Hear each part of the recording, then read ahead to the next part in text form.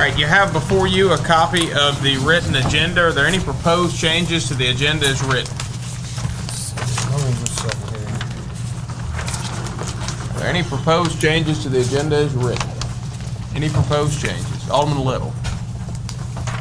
Under PD J 5, I'd like to table that.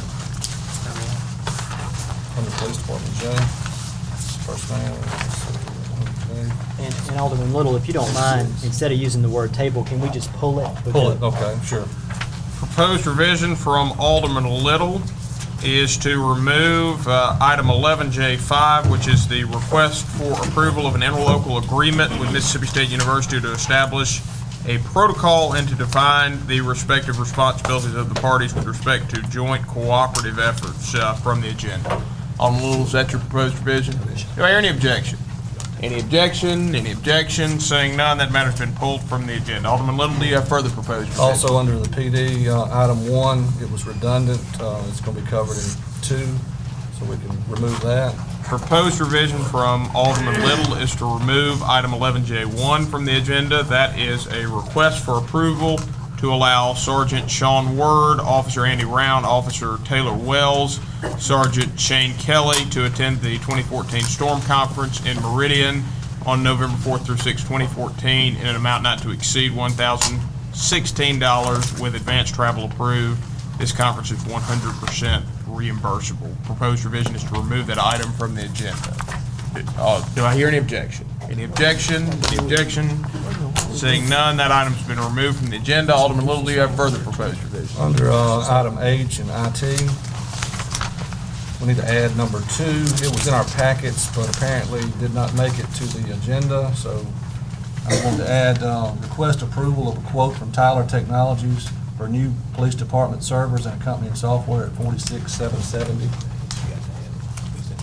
Say that one more time for me. Request approval of quote from Tyler Technologies for new police department servers and accompanying software at $46,770.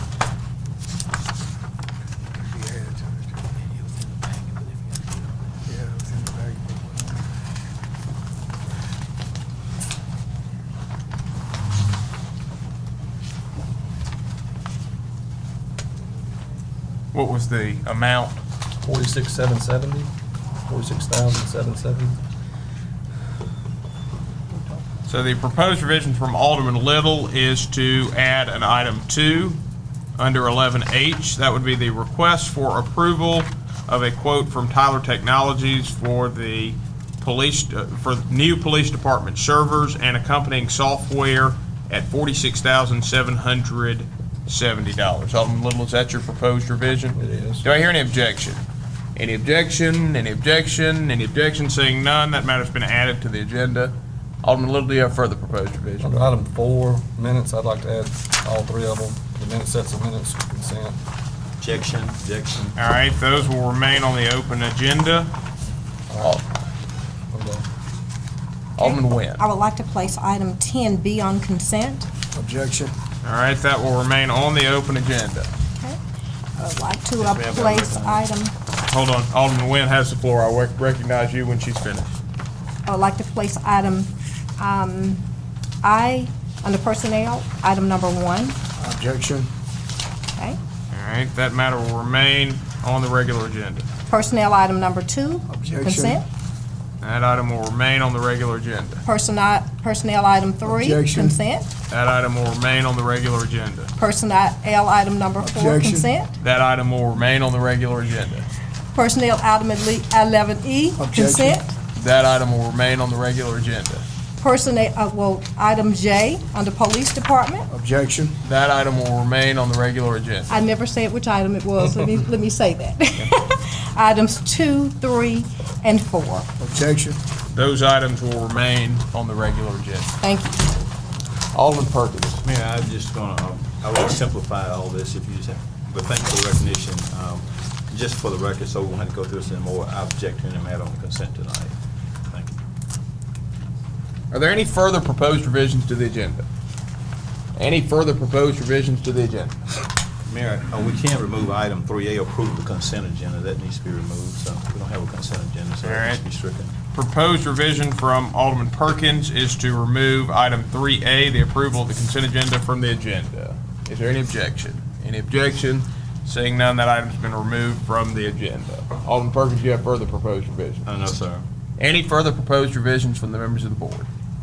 Any further proposed revisions? All right, seeing none, a motion to approve the agenda as revised is in order. So moved. Motion has been made by Alderman Little to approve the agenda as revised. Do I hear a second?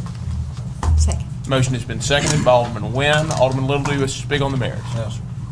Any discussion? Any discussion? Any discussion? Seeing none, all those in favor of approving the agenda as revised, please signify by saying aye. Aye. All those opposed, please signify by saying nay. Measure clearly passes. You now have before you the consideration of the July 22nd, 2014 minutes of the Mayor and Board of Aldermen as presented. Discussion. So moved. Motion has been made by Alderman Walker to approve of the July 22nd, 2014 minutes of the Starkville Mayor and Board of Aldermen as presented and as reviewed by the city attorney. Alderman Walker, is that your motion? Yes. Do I hear a second? Second. Motion has been seconded by Alderman Nguyen. Alderman Walker, do you wish to speak on the merits? No. Any discussion? Alderman Perkins. Yeah, Mayor, I'm going to be seeking recognition of good bit, so you can look on this end. A couple of questions. Mr. Attorney, what is the process of your getting these minutes, and what time period do you get the minutes after the board meeting? I usually get the minutes, it's one of two things, either in the board packet or the week in advance of the board meeting. Okay, City Clerk, there are 3 sets of minutes on the agenda tonight: July 22nd, 2014, August 19, 2014, September 9, 2014. If and when the board approves these minutes tonight, will this leave any outstanding sets of minutes? If so, what are the dates? It leaves 2 sets in September 16th and September 23rd. Okay, and when will the September the 16th and 23rd, 2014 minutes be brought to the board? At the next board meeting. That's what- Okay, is there anything after the next meeting on October 21, 2014 that keeps us from being current so we can comply with state law? No, sir. Okay, so in other words, once we approve these individuals tonight, at the next meeting, we'll have the meetings that you just referenced from September, and from there on, we should stay current, which means that they'll be approved at the next meeting as we walk along. So can we represent, can that be done? Yes, sir. Okay, Mr. Mayor, with that being said, I move approval. Mr. Attorney, have you reviewed these minutes? I have. And you reviewed all 3 sets? I did, and I made some corrections to the August 19th set, hand corrections that I'll pass to Ms. Harden right now. Okay, and do all these minutes accurately and correctly reflect all of the legal proceedings from this mayor and board? As corrected, they do, yes, sir. All the resolutions and all of the acts and ordinances, if any, and everything the board passed, it includes the language as was adopted in the official board meeting? Yes. Mr. Mayor, with that representation, I move approval of the July 22, 2014 minutes of the mayor and board. Mo- Motion on the floor. Is the motion already? Okay, well, Do I have a we can motion? vote, Mayor, okay. Who was the motion made? It was a motion out there, go ahead. It was a motion Did I second. get a second? Alderman Williams moved the second. Okay, yeah. All right, any further discussion? Any further discussion? Any further discussion? Any further discussion? Seeing none, all those in favor, please signify by saying aye. Aye. All those opposed, please signify by saying nay. Measure clearly passes. The next matter on the agenda is the consideration of the August 19th minutes with corrections as provided by the city attorney. Discussion. So moved. Motion has been made by Alderman Little to approve of the August 19th, 2014 minutes of the Mayor and Board of Aldermen of the City of Starkville as corrected by the city attorney and as presented. Alderman Little, is that your motion? It is. Do I hear a second? Second. Motion has been seconded by Alderman Nguyen. Alderman Little, do you wish to speak on the merits? No, sir. Any discussion? Any discussion? Any discussion? Seeing none, all those in favor, please signify by saying aye. Aye. All those opposed, please signify by saying nay. Measure clearly passes. The next matter on the agenda is the consideration of the September 9, 2014 minutes of the Mayor and Board of Aldermen of the City of Starkville. So moved. Motion has been made by Alderman Little to approve of the September 9, 2014 minutes of the Mayor and Board of Aldermen of the City of Starkville as presented and reviewed by the city attorney. Alderman Little, is that your motion? It is. Do I hear a second? Second. Motion has been seconded by Alderman Nguyen. Alderman Little, do you wish to speak on the merits? No, sir. Any discussion? Any discussion? Any discussion? Seeing none, all those in favor, please signify by saying aye. Aye. All those opposed, please signify by saying nay. Measure clearly passes. The next matter on the agenda is the consideration of the September 9, 2014 minutes. Discussion. We just did that. So that was 9? Okay. That will take us to announcements and comments by the mayor and members of the board. And my only announcement tonight is the introduction of our 2 newest city employees. I'd first like to introduce Josh Cox.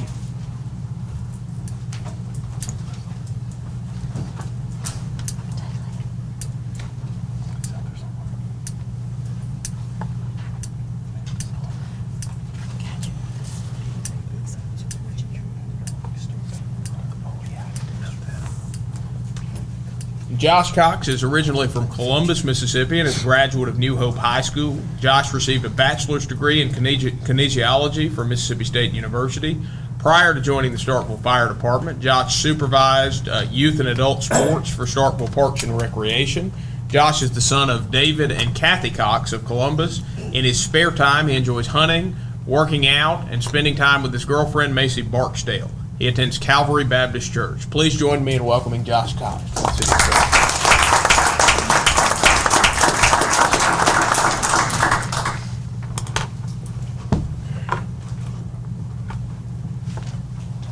It is now my pleasure to introduce Carlton Patrick.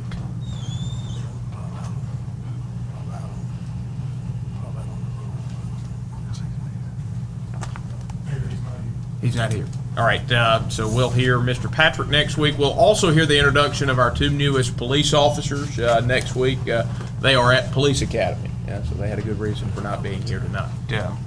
That concludes my comments this evening. Do we have any comments by the members of the board? Alderman Maynard. Hey, Ms. Candy, I want to thank you. I was out early Sunday morning and I saw trucks rolling and picking up trash. I appreciate that. I want to ask, I know we're off, city is off Monday. Do we have a plan in place for picking up all of the post-game garbage sometime Sunday? Because I know there's going to be a lot this weekend. Yes, sir, we already have that plan set out for that. Okay, when are we going to pick that up? We have a crew scheduled for Sunday morning as well as Monday morning. Okay, awesome. Thank you very much for your hard work and the crews. Appreciate them keeping the city clean. I'm passing on that. Thank you. Any further comments from the members of the board? Are there any further? Alderman Walker. Have one. I would just, again, I would also concur with Alderman Maynard, say I appreciate Ms. Gandy for doing a diligent job and all her staff this last weekend. I would also like to say thank you to Chief Nichols and Assistant Chief Thomas and all the PD that did an outstanding job this weekend when we had a big event in town and getting ready to have another one this week. And the same for Fire Chief and all the staff for helping work the crowd and doing all the things that they do. I think we can get used to having these big events in town and have them run smoothly, and we can all hope so at least. So congratulations to all the city staff for making this look good. Further comments by the members of the board? Are there any further comments by the members of the board? Seeing none, we'll move to citizen comments. At this time, any citizen wishing to make comments may do so by coming forward, introducing yourself, and you'll be recognized to speak for a maximum of 3 minutes.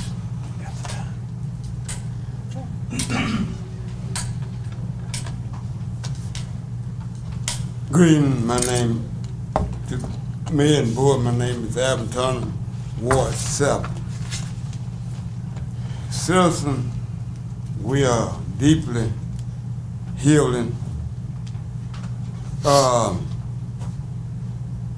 If our lives gonna be played with, we would like for CEO and the mayor to take a pay cut. On the game day on Saturday, we had flashing lights on 12 and 82. It was confusion. We didn't run over nobody, but we had one person to run a red light. That's very dangerous. The flashing light was confusing. They didn't know what was going on. So try to be a bit careful with the people that we have in the city. It was confusing to everyone. They were wondering why the light flashed. And I'm the oldest boy. I have 2 brothers and 3 nephews. We have deeply moral values, and I try to live by them so that if I fall, they fall, but if I stand, they stand. Thank you, Mr. Turner. Do we have any further citizen comments this evening?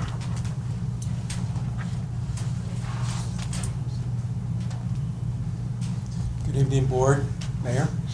My name is Ron Cosman. I'm a resident of Ward 4 now, but I'm speaking to you as president of Starkville in Motion. And I wanted to address item E1, advertising for bids for the Lynn Lane multi-use path. And I just want to congratulate you in advance for passing that unanimously, I hope. Lynn Lane is a major project for this city, and it's been a long time in the process of development, and I look forward to actually breaking ground and actually riding along that particular path. Between Lynn Lane, the bike lanes, the sidewalks, our complete streets, the MSU Chadwick Lake Trail, and the soon-to-be completed MSU sidewalk around the Research Park, we have an awful lot of amenities that we've developed over the last couple of years, and that improves, of course, the quality of our life in our community. And I believe that quality of life is tied to economic development. And although I am a cyclist and a citizen of Starkville, I'm also an economist, and I recognize the interplay of those relationships. And as soon as we develop that quality of life, we will be developing a more mature, sophisticated, profitable, prosperous city. So thank you very much. I appreciate your vote. Thank you, Dr. Cosman. Further citizen comments? Good evening. My name is Evan Ware. I'm a part of the Mayor Youth Council, and I'd just like to thank you all for the great job that you're doing. Thank you, Mr. Ware. And we had the pleasure a couple of Sundays ago of inducting our newest class to the Mayor's Youth Council, and we are thrilled about the year that's ahead of us, and I anticipate that we will see more Mayor's Youth Council students as the year goes on. Good to have you here.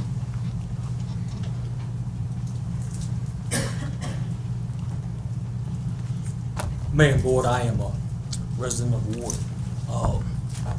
6 with Attorney Perkins, and just want to take a moment to tell you thank you for your service. Thank you for what you do for our city. Over the past several weeks, there have been plenty of things that have been debated and we've differed about, but I want to encourage you as our elected leaders not to allow things that we debate about or differ on to fester into things that become hatred and hostility. Don't let it be a point of discord for this board. I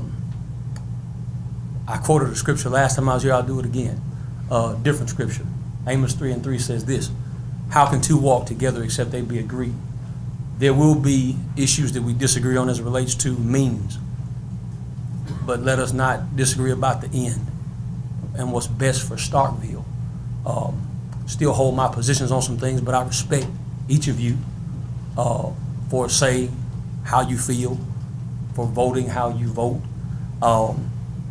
and just want to ask you to agree to work for what's best for Starkville. I also want to say that there will always be, as we go forward, a Christian community presence in these meetings, and so in particular, I do want to say again thank you to, in his absence, the gentleman Carver, Little, my alderman, Perkins, Thank you. and Mr. Vaughn.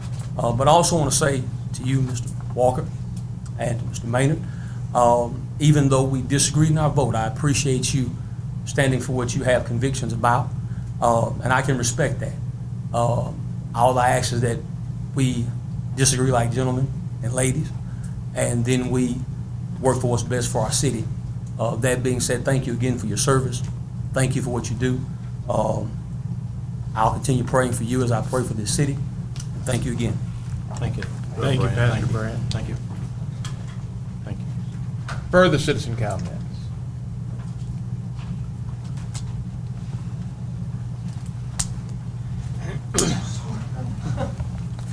Mayor and Board, Lynn Sproul, Ward 3. I want to speak about what appears to be the done deal, Cadence idea, which I think is a bad time, or a bad idea whose time has apparently come. The cost concerns me. I think that the extra $1 million that we're going to sink into this building is too large and is not ready for prime time.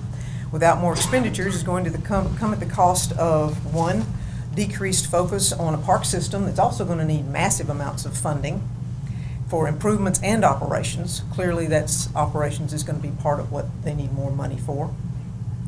That's even to make it marginally competitive in the region. I'm hearing less than positive things about the park system, and it needs to be a top-drawer park system if we're going to hold tournaments and use it for special events and that sort of thing, and get sales tax out of it. It'll come at the cost of annexation, which is our only path forward to the population we need to command the regional status that I believe that y'all have said you want, and that I certainly think is appropriate. Annexation is going to cost us in the neighborhood of $1 to $2 million. I get that number. I'm not making the number up. I got it from a meeting that I had a couple of years ago with the mayor and with all of the members of our current law firm who were specialists in annexation up in Tupelo. And I'm guessing that number of $1 to $2 million hasn't decreased one iota in the last couple of years. It doesn't touch the issue of employee raises, which are going to be coming up soon, or should be coming up again soon, next year, I suppose for the budget. We can't do it all. We can't even do a portion of it without a tax increase, which y'all are clearly not planning on doing. Not this year anyway, and I know it's hard to do, but you're going to have to do it at some point in time, so I assume next year is going to be the deal. I'm still betting that if you ask the police officers which they would prefer, a converted bank building on Main Street or additional equipment, backup officers, and pay raises, it wouldn't even be a close vote. If you were hell-bent on selling the lagoon, then I would say put that money toward the cost of renovating this building, and you will have sharply reduced your need for increased bond funds. I don't care if your advisors say that you can pay for it. It still has a cost, and you haven't calculated the opportunity costs. I know Taylor says you can do it, and he's right, but he also knows that what you can do comes at the cost of something else. And it's hard to tell you that because board members don't receive the message of not a good idea with an open mind. What I originally said is you'll end up in the audience with us, but since he's out there now, I've got to say, he'll find another opportunity for a job. Let me also say that if you're going to undercharge the school system for prime retail space, then don't tell the public you're making sound fiscal decisions. What you're doing is where the public funds are needed. And I'm assuming that if anyone else here wanted to rent that 4,500 square feet of retail space, you wouldn't charge a paltry $7 a square foot, but you would ask for the retail cost that you could command, and that is currently in the neighborhood of $24 per square foot. Thank you. Thank you, Ms. Sproul. Further citizen comments? This Strunk Ward 2, you'd almost think we prepared our comments in conjunction, but we did not. I hadn't actually intended to speak tonight, and I know you don't believe me, but I hadn't. But in looking at the e-packet, going through it, reading the Starkville Daily News, I started to have some concerns about the information y'all are getting as far as city finances. One of the things that triggered it was the idea of steps and a planter on Lafayette Street that come in with a price of about $30,000 that y'all are going to finance over 5 years. Won't talk about that very much more. Picked up today's Starkville Daily News, and there was a story about leasing space in the new City Hall building to the school district. And I also became concerned about some of the information that was there and wanted to do some hard comparisons with some real data, and put it in a picture format that's sometimes easier to grasp. The proposed building, the building that's being built, is about 22,000 square feet, a little more, a little less, however it wound up. The proposed space that's going to be leased to the school district, from what I read in the paper, is 4,500 square feet, about a fifth of it. The amount that's being charged to the school system, from what I read in the paper, is $30,000 a year. The debt service on that building is $540-something thousand a year. So you're charging less than 1% of your debt service as rent to the school system. Ms. Sproul spoke about the market rates for square footage. This one is coming in at under $7 a square foot. The average retail space, according to the partnership, who should have pretty accurate information, the average retail price is in the mid-range for older properties, $12 a square foot.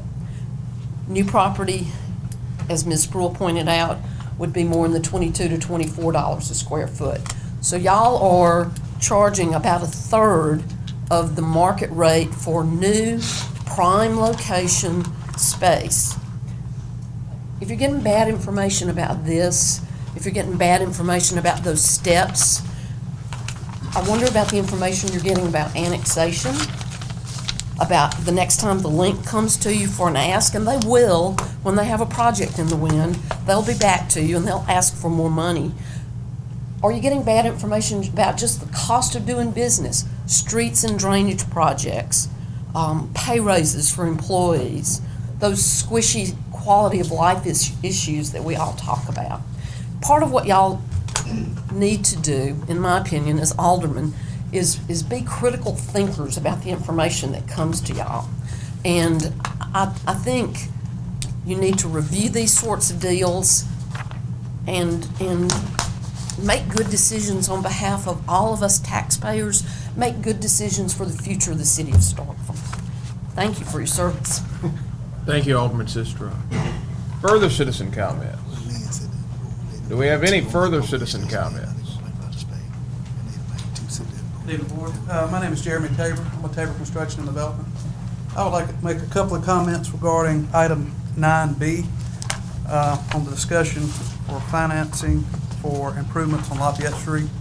I am a developer here in Starkville, and the last 15 years we've spent a lot of our blood, sweat, and tears on projects that I provide for my family and my business, but also we feel like they improve the betterment of Starkville from a visible standpoint, providing housing also for our alumni and friends. And I have served on the Main Street Board and continue to try to do things that in addition to our work, improve the community. And I want to congratulate the staff and aldermen and the last group also as far as improving sidewalks throughout the town. There's been several projects that we've been asked to improve city sidewalks that are part of our project that we've done, to improve the betterment of the city of Starkville. But one thing as a developer that I've done, we've done developments in several college towns, and one thing I want to make the board aware of, which I think you are, is that Starkville is on the cusp of growing in a lot of different ways.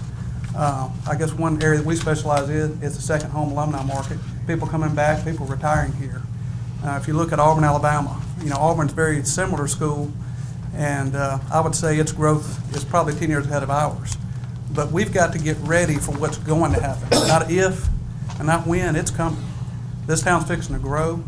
And what you see in the college towns are the downtown areas becoming the core, the mecca, the centerpiece, the shining spot for a lot of visitors to come and see. We're currently investing in a project on Lafayette Street. We're going to have $1 million investment in this building. But the current city sidewalk has not been improved probably in, I'd say, 40 years. We've got a step up that's 4 feet. We've got handrails that are made out of gas pipe that are bent. Currently on Main Street, we've got, it looks beautiful, beautiful trees, beautiful railing, but that street is improved. Where we're going to see the continued growth are the side streets and 182. So I encourage the board to consider investment for this, but also be thinking about going forward. People are going to come in and people are fixing to start buying these tracks. But let's don't limit our growth. Let's don't limit our potential. Let's get in front of it, but we're going to have to get creative because I know the budgets are tight. So I just ask the board to consider all the things that goes on with improving your downtown area. Thank you. Thank you, Mr. Tabor. Mr. Mayor, keep hearing some noise. Is that a cell phone or some powered device? Yes, please remember, it is board-adopted policy that there is to be no sound from cell phones or other electronic devices in the boardroom. That is your warning. If someone else has a cell phone that goes off, I'm going to have to ask the sergeant at arms to escort you out of the room. Further citizen comments?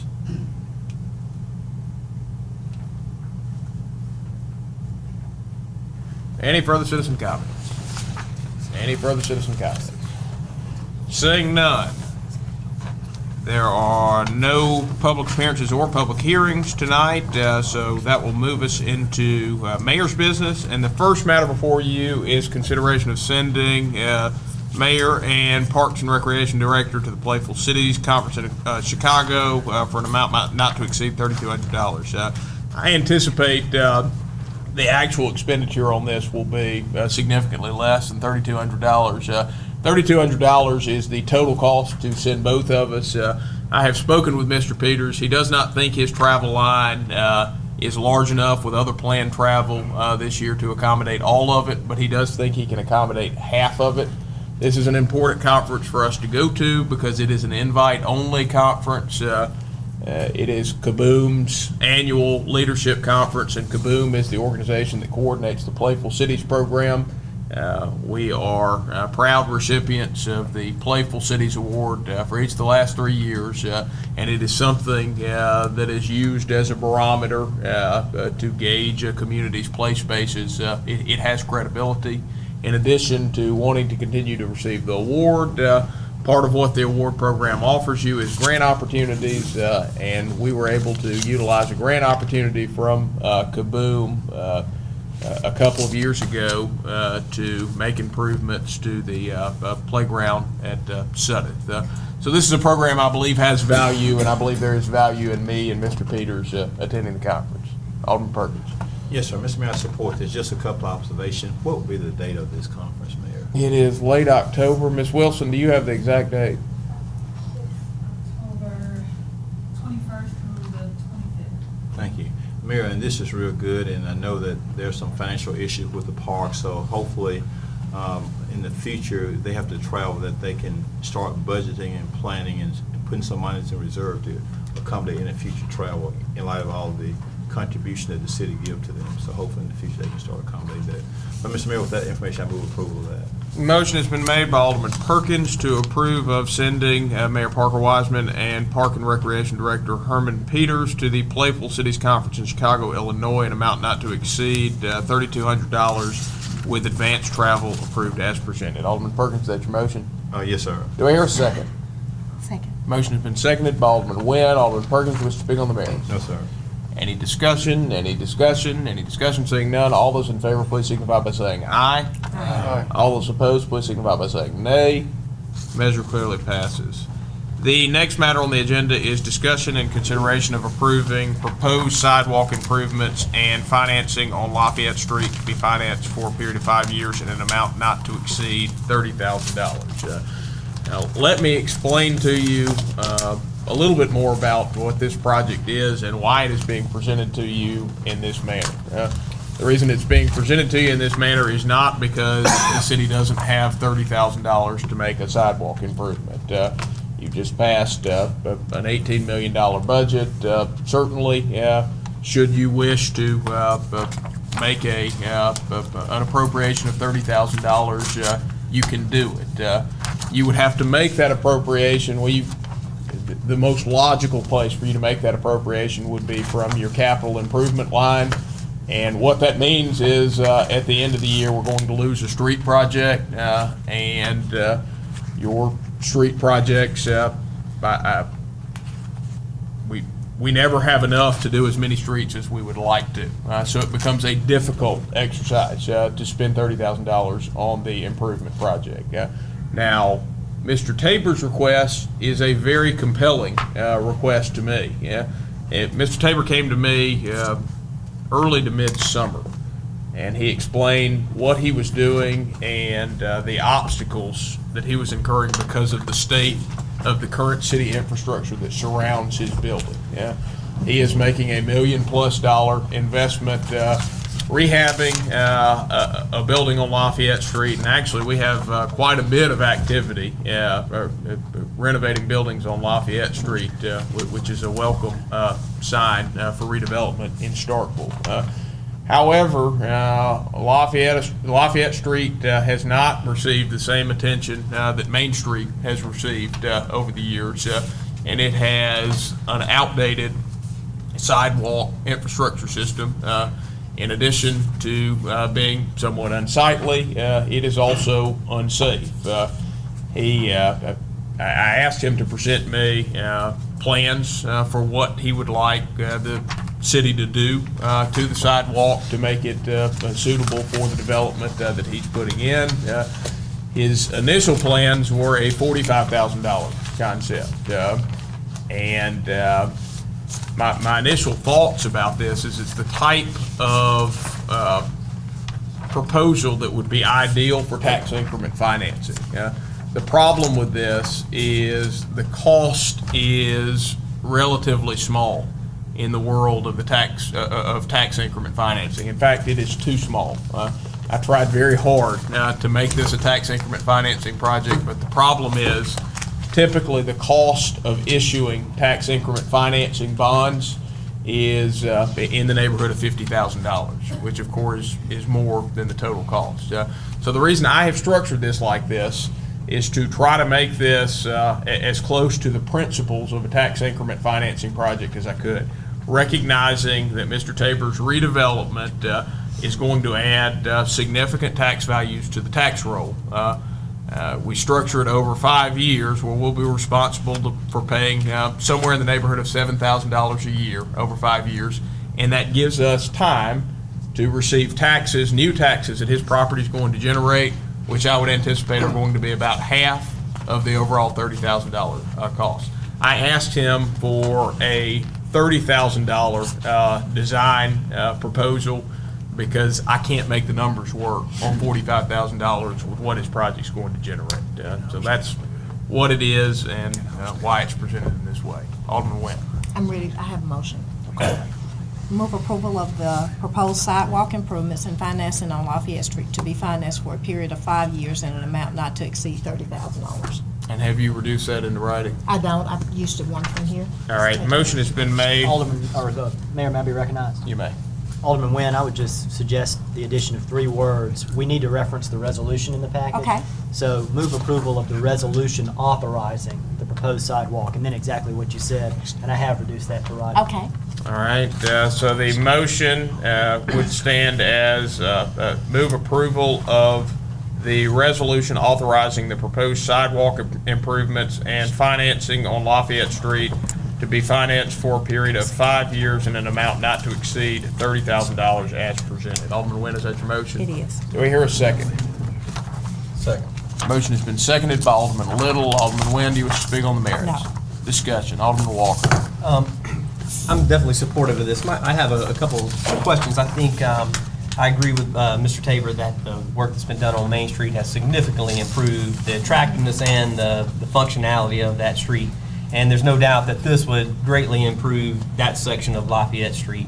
Mr. Tabor, I mean, I'm looking at this on the frontage of Lafayette Street, somewhere in the neighborhood of about 75 linear feet, so somewhere in that range. I think one of the things that I would like to encourage us to look at is we already have Main Street in the corner of Lafayette has been addressed, and we have ADA access, we have rails there. This gives us at the mid-block, essentially, of that, but it doesn't address at all the intersection of Lampkin and Lafayette, which I think is equally as critical. And what I would like to see, if we're going to go borrow a little money to make this, even though those numbers may not work just for that one project, what we're seeing is more development occurring on Lafayette Street. I think having ADA access at the intersection of Lampkin and Lafayette, if we're going to make these improvements, now's the time to do it. When you have the workers out there and you're mobilizing, you do it at one time. And then you have Lafayette Street is complete. And you're ready to go, and you've got that one short block off of Main Street, and now you are ready to go. So what I would like to propose, let me back up and say, that with the recent changes to Lafayette and Lampkin right there, where we've reduced no longer the street light, but now we have the stop sign, we've just gained ourselves a significant amount of street frontage to be able to include an ADA accessible ramp on that street. That's going to both improve access to Lafayette Street and access onto Lampkin Street at that location. What I would like to propose is, in light of the $30,000, I would like to see, if we're going to do this, let's see an amount not to exceed $75,000 and go all the way down and fix the rest of the street at one time. It's going to be less disruptive for the tenants on that street if we do all the construction and have that fixed at one time versus coming in and doing it piecemeal. Construction tomorrow is a lot more expensive than construction today. So I would rather go ahead, get the money right now and fix that block all at one time. So I would like to offer that as a friendly amendment if people would consider that. All right, I'm going to treat that as a motion to amend.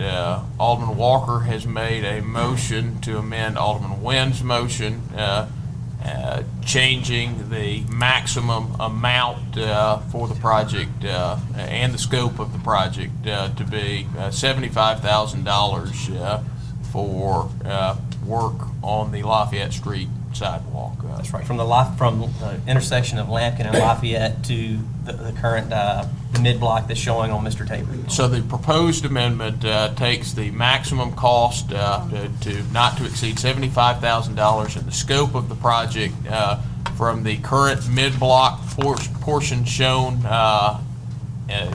in the packet to the intersection of Lafayette and Lampkin Street. Alderman Walker, is that your motion? It is. Do I hear a second? Second. Motion has been seconded by Alderman Little. Alderman Walker, do you wish to speak on the merits? I do not. Discussion. Alderman Maynard. I think I'd like to do a couple of things. One, I agree with Alderman Sistrunk. I'm not sure this is the best way to finance this. If we're going to do that, and I agree we need to do that, I would like to move it to the capital improvement plan and consider it as part of the capital improvement program for 2015 coming forward. Realizing there's a lot of things on that plan. But I'm not sure this is the best way to finance this by doing that short term over a 5-year period. I think I would like to at least wait a couple of weeks. Let's look at other options to finance this out and see where we might land on that. But I agree wholeheartedly with Alderman Walker. If we're going to do anything on that street, we need to go ahead and do the entire sidewalk and get it developed at one time. Discussion. So I guess my friendly amendment to that is to table this for 2 weeks and let's look at alternatives to financing this. Are you making a motion to table? Yes, for 2 weeks. All right, and do you wish to table the amendment to the motion, or do you wish to table the topic in total? I wish to table the topic in total, so I'd like to get the whole project. All right, motion has been made by Alderman Maynard to table the topic. Do I hear a second? Second. Motion has been seconded by Alderman Perkins. It is not debatable. All those in favor, please signify by raising your hand. All right, it's unanimous. So the motion has been tabled. The next matter on the agenda is the consideration and approval of revisions to the city's travel policy regarding out-of-state travel. Alderman Perkins. Thank you, Mayor. Just a housekeeping matter, and this is just to provide oversight and accountability, just to make sure we all understand where we are. And in light of that, Mayor, I move that there shall be no out-of-state travel by the Chief Administrative Officer and the department heads on city business without prior official approval from both the mayor and board. All right, do you have that produced writing? No, sir. I'll say it again for the clerk. All right. Clerk, the motion is that there shall be no out-of-state travel by the Chief Administrative Officer and the department heads on official city business without require official approval from both the mayor and board of aldermen. Get it, Larry. Get where she is. There she is. All right, could the clerk read the motion? Motion made by Vice Mayor Perkins. Motion for no out-of-state travel by the Chief Administrative Officer and/or department heads, use of hand. Department heads on official city business without prior official approval by both the mayor and the Board of Alderman. Alderman Perkins, is that your motion? Yes, sir. Do I hear a second? Second. Motion has been seconded by Alderman Maynard. Alderman Perkins, you wish to speak on the matter? No, sir. Any discussion? Any discussion? Any discussion? Seeing none, all those in favor, please signify by saying aye. Aye. All those opposed, please signify by saying nay. Measure clearly passes. The next matter on the agenda is the consideration of approval of the reappointment of Nancy Walsh to the Library Board for a 4-year term ending September 30th, 2019. Discussion. Motion has been, and it's several actually. Do you want all of them? All right, motion has been made by Alderman Little to approve of the reappointment of Nancy Walsh to the Library Board for a 4-year term ending on September 30th, 2019. Appointment of Ray Slaughter to the Heritage Museum Committee in place of Billy Poe, who is not seeking reappointment, for a 3-year term ending September 30th, 2017. And the reappointment of Chris Godwin to the Tree Advisory Board for a 4-year term ending May 1st, 2018. Alderman Little, is that your motion? It is. Do I hear a second? Second. Motion has been seconded by Alderman Nguyen. Alderman Little, you speak on the merits. Any discussion? Any discussion? Alderman Walker. Just real quickly, I would say I'm certainly approval of this, and I'd like to just take this opportunity to thank Mr. Bill Poe for serving on the Heritage Museum Board these last several years. He has been an absolute champion for that facility, and I think the upgrades that have been made there over the last several years have a lot of people to thank, and I think Mr. Poe is certainly one of those, and thank him for his service to the community. Further discussion? Any further discussion? Any further discussion? Any further discussion? Seeing none, all those in favor, please signify by saying aye. Aye. All those opposed, please signify by saying nay. Measure clearly passes. The next matter on the agenda is the consideration of the authorization for Golden Triangle Planning and Development District to prepare and submit a capital improvement loan not to exceed $400,000 on behalf of the city of Starkville for the purpose of completing capital improvements identified as industrial park sanitary sewer rehabilitation, and upon the completion of such identified project, any other projects as needed. Mr. Devlin, would you like to introduce this item?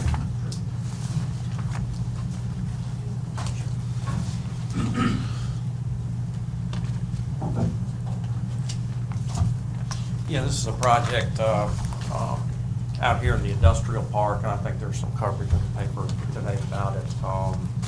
It's a cast iron sewer line that's about 35 years old, that's severely corroded from hydrogen sulfide gases over time. You know, the tops of the pipe are paper thin, it's collapsed in a section or two, and it's overflows pretty frequently when there's some storms, so it definitely needs to be replaced. And at the same time, we went ahead in the engineering design, went ahead and increased the carrying capacity of the line to support all the development that we intend to have in northwest Starkville. There's a pumping station, one pumping station up in that area that pumps everything from that drainage basin up through this sewer line. And with the development of the industrial park or commerce park that's coming in that area, I just think it's money well spent to make sure if we're going to do something like this, we do it right and have a good 50-year service life out of this project.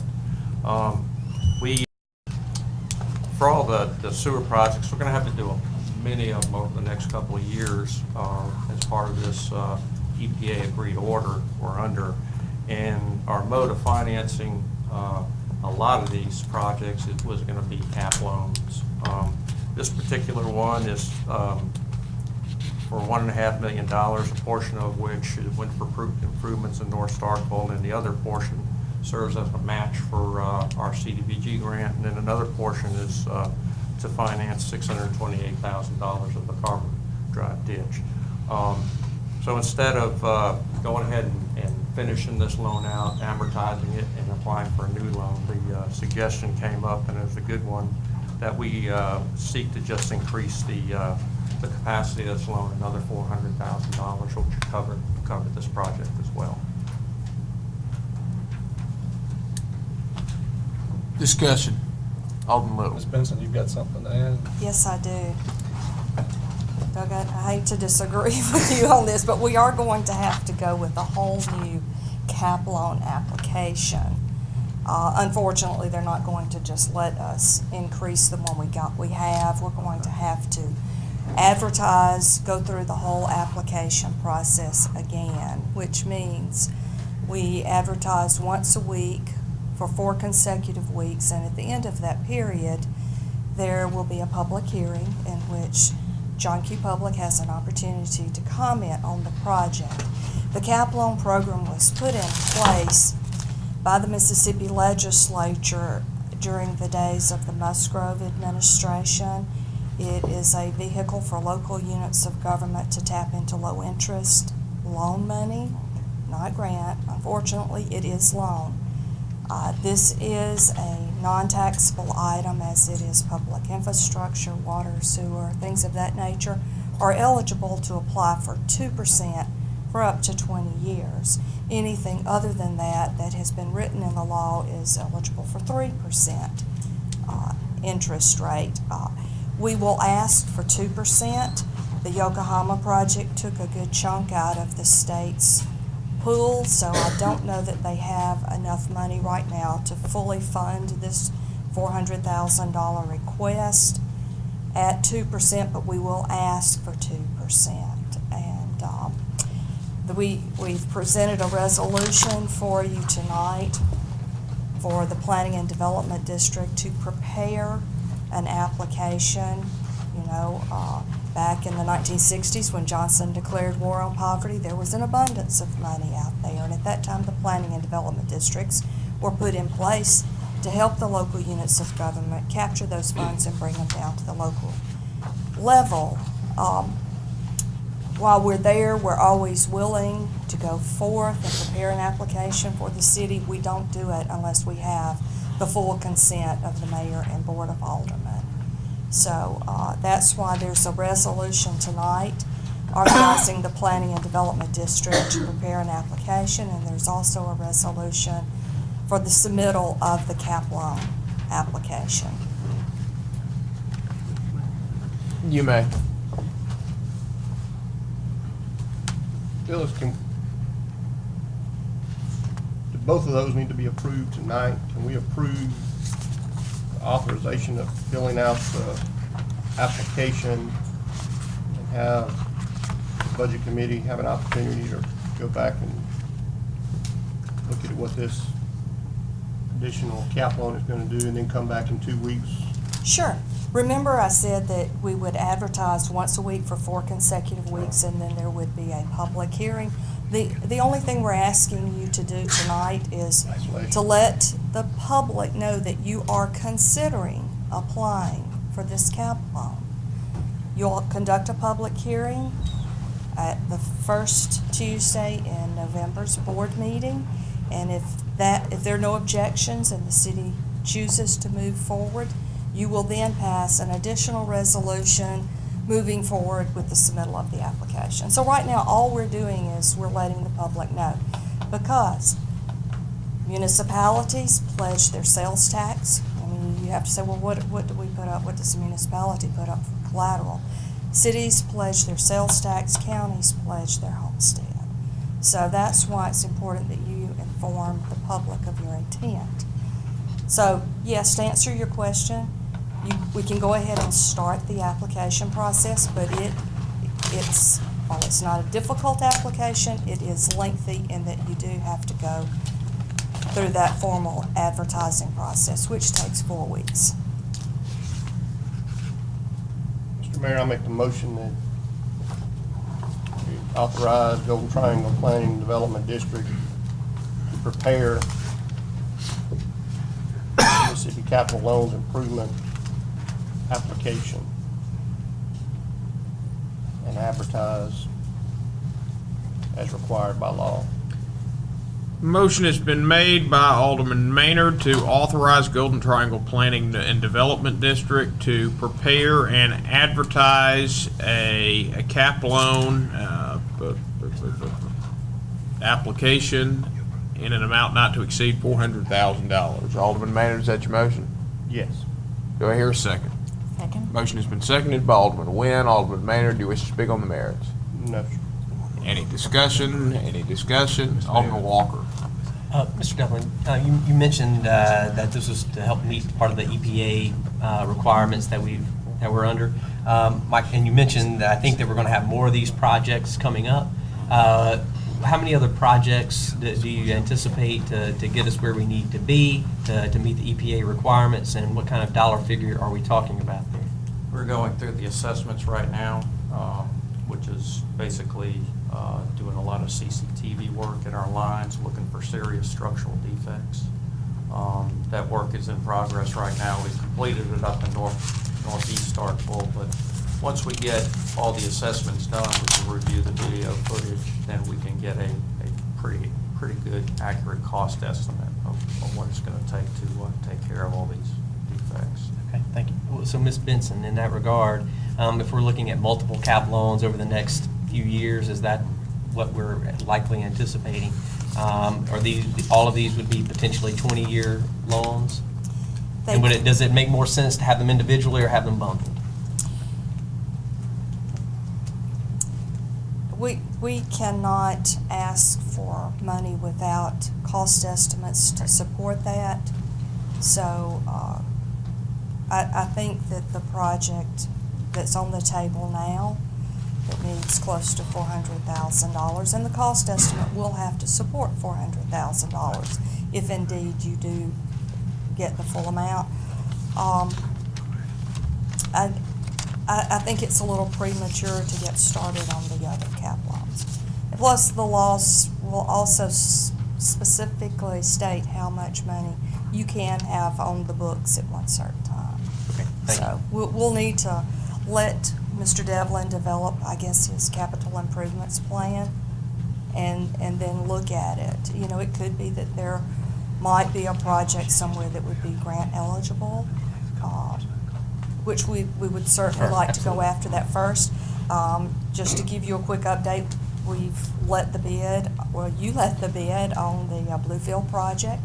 We've conducted the pre-construction conference. They should be moving on site pretty soon, and so we've got to complete that project before you're eligible to apply for any others through the Community Development Block Grant Program.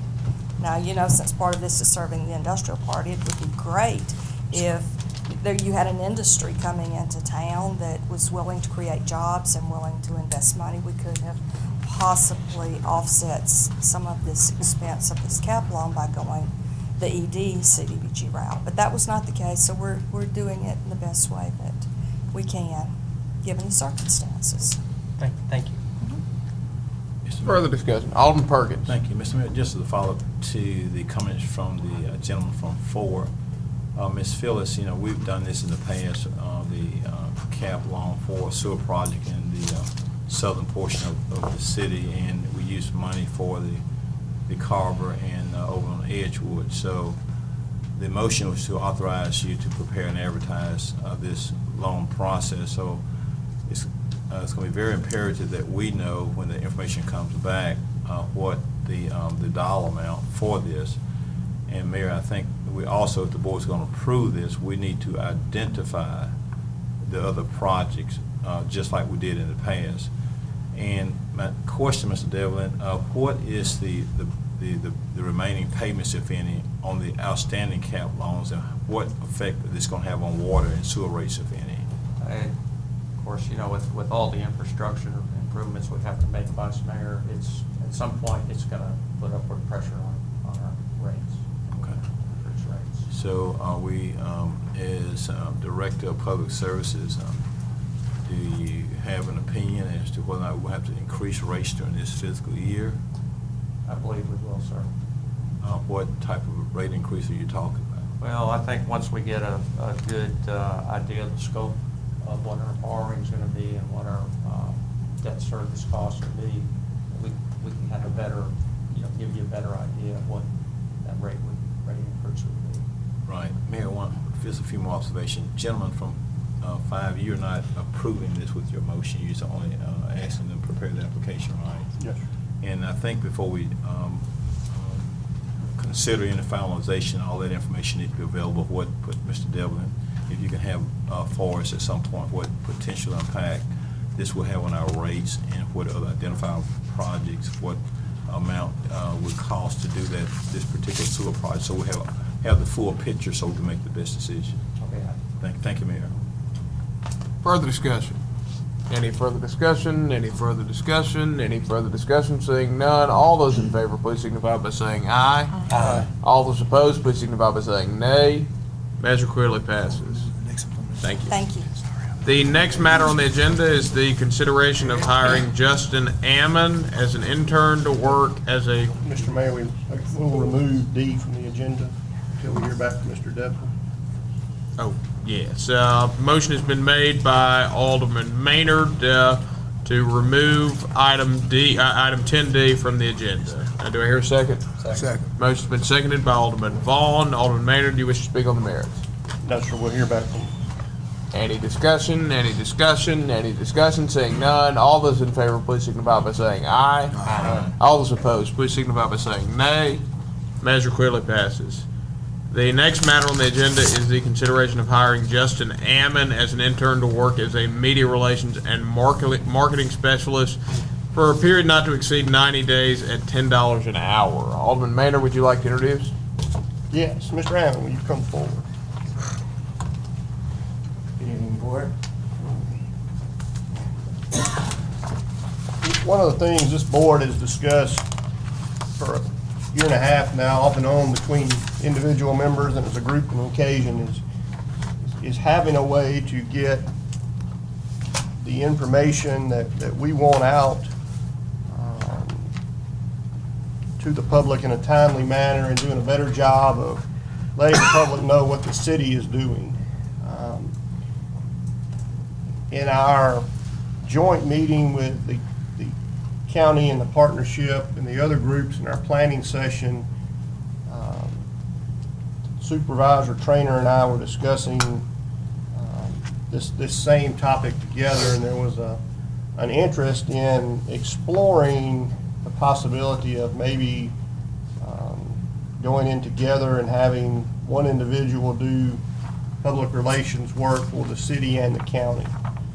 I would like to explore that further, but I would like to also, in the meantime, Mr. Ammon came to me with a proposal that he would like an opportunity to do this exact work for the city. My proposal is that we hire Mr. Ammon as an intern for 90 days and let him show us his abilities and what he can do. In the meantime, I would like to pursue with the county an opportunity to see if there's a partnership opportunity there to hire somebody between the two of us full-time, sharing the cost.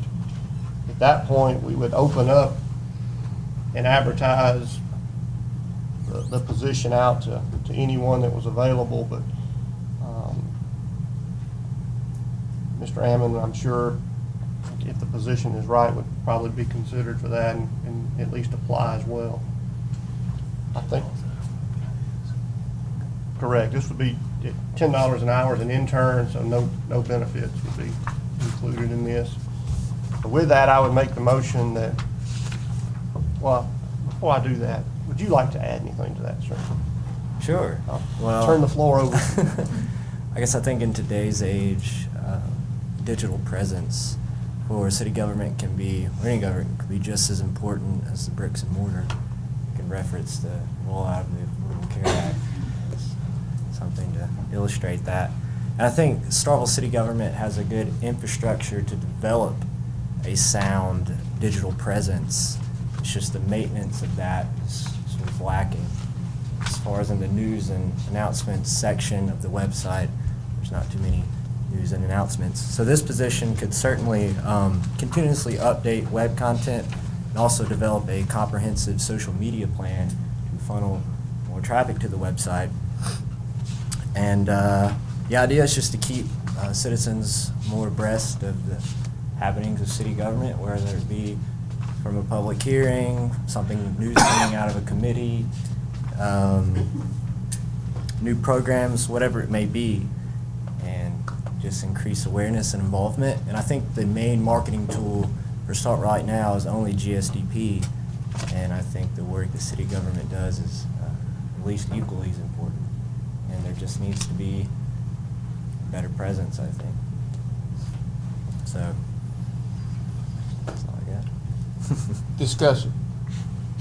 Alderman Maynard, do you have a motion? Yes, sir.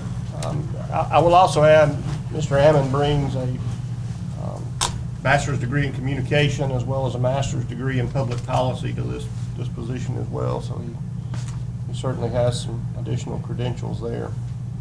And with that, I would like to make the motion that we consider hiring Justin Ammon as an intern to work as a media relations and marketing specialist for a period not to exceed 90 days at $10 an hour with no benefits.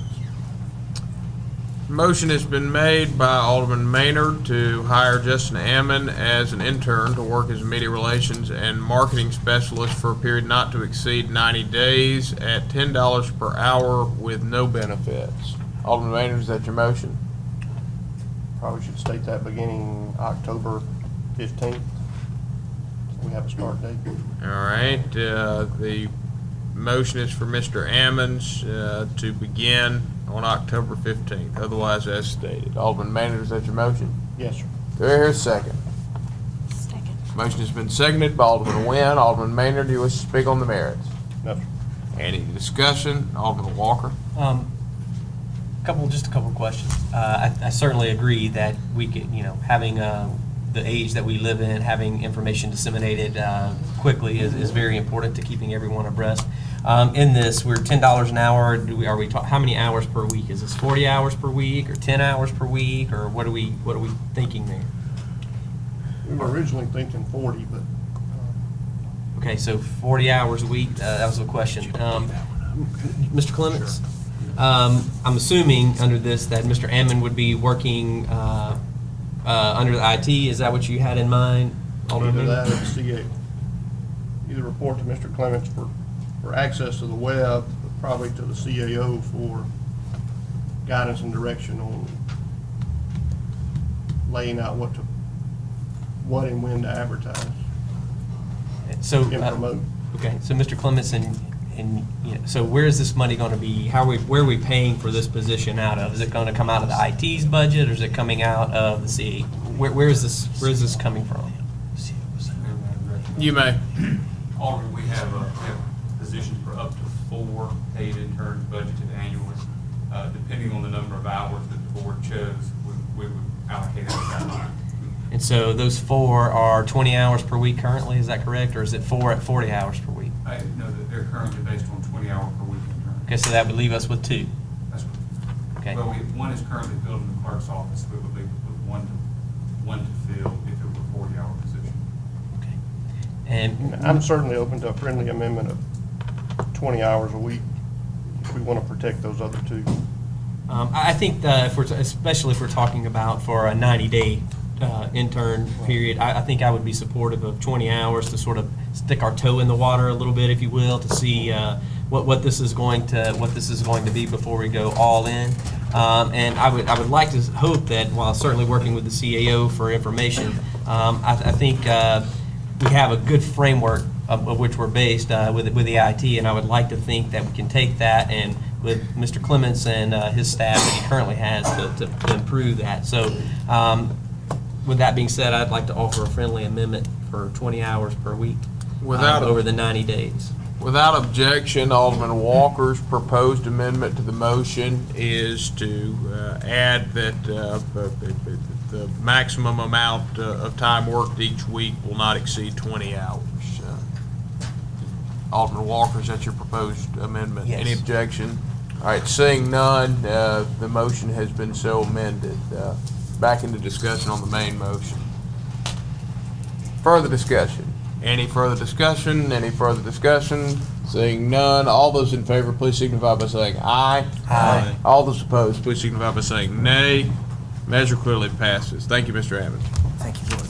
The next matter on the agenda is the consideration of an agreement with the Greater Starkville Development Partnership for the purpose of sharing costs associated with the operation of the Starkville MSU Area Rapid Transit System on game days. You will recall about a month ago, you approved the contract for the game day shuttle service, which we participate in along with the Greater Starkville Development Partnership, subject to the advice of the city attorney. Well, that turned into a more substantial process than we expected it to be. And I'll now ask the city attorney to report on what he has brought back to us. This is pretty straightforward. This is a 2-page contract between the city and the partnership, where the city and the partnership agree to split the cost of the smart game day shuttles for MSU home games 50-50. The partnership has paid for the first 2 games already. Starkville is agreeing to pay for the next 2 games, and the last 3 games will be split 50-50. The wrinkle is that we're contracting with the partnership rather than MSU, because the contracts in the MSU, the terms in the MSU contract were some terms that the city just couldn't sign. So this is a way around those objectionable terms. Discussion. So moved. Motion has been made by Alderman Walker to approve of the agreement with the Greater Starkville Development Partnership for the purpose of cost sharing and the operation of the MSU Area Rapid Transit System during the State University home football game days as presented. Alderman Walker, is that your motion? Yes. Do I hear a second? Second. Motion has been seconded by Alderman Nguyen. Alderman Walker, do you wish to speak on the merits? No. Any discussion? Any discussion? Any discussion? Seeing none, all those in favor, please signify by saying aye. Aye. All those opposed, please signify by saying nay. Measure clearly passes. Next matter before you is Airport Board recommendations to approve and accept MDOT matching grant. Discussion. So moved. Motion has been made by Alderman Maynard to approve of the Airport Board recommendations to accept, or the Airport Board recommendation to accept the MDOT matching grant for AIP project number 3-288-0068-019-2014 for improvement for runway safety area, RSA, east side of runway from center connecting taxiway to south end of RSA on George M. Bryan Field. Conduct environmental assessment in the amount of $33,816 as presented. Alderman Maynard, is that your motion? Yes, sir. Do I hear a second? Second. Motion's been seconded by Alderman Little. Alderman Maynard, do you wish to speak on the merits? No, sir. Any discussion? Any discussion? Any discussion? Seeing none, all those in favor, please signify by saying aye. Aye. All those opposed, please signify by saying nay. Next matter before you is you have a request for approval So for, moved. a motion has been made by Alderman Little to approve of the fixed rate quote of 2.84% from Bancorp South for the $271,505 match required to construct an 8-unit T-hanger and apron on George M. Bryan Field to be paid in 40 quarterly payments as presented. Alderman Little, is that your motion? It is. Do I hear a second? Second. Motion has been seconded by Alderman Nguyen. Alderman Little, do you wish to speak on the merits? No, sir. Any discussion? Any discussion? Any discussion? Seeing none, all those in favor, please signify by saying aye. Aye. Motion clearly passes. The next matter you have before you is a request for approval of a street closure permit with in-kind service from police for the Hannah Pope Run. So moved. Motion has been made by Alderman Little to approve of a street closure permit with in-kind service from police for the Hannah Pope Run for Education to be held November 1st, 2014, as presented. Alderman Little, is that your motion? It is.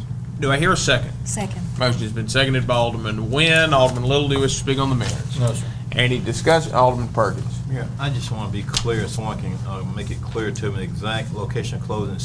Sproul Industrial Road has Malley Airport, Pollard, Industrial, one lane. Make that a little bit clear. Who can explain that? It's going to be closed from 5 a.m. to 11 a.m. Mr. Havlin, would you like to speak to that? She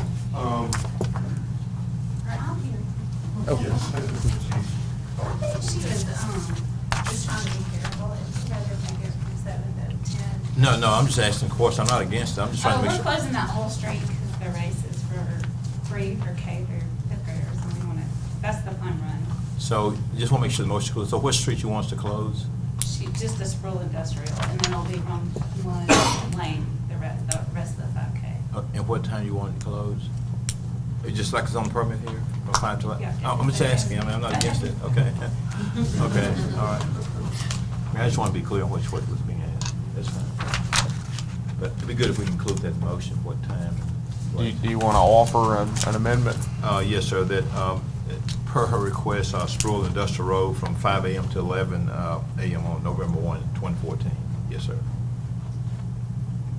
And one lane of each of the other roads, right? This. Is that clear in the packet, or do you need to tack that on? Oh, that's as fine. well? That's fine.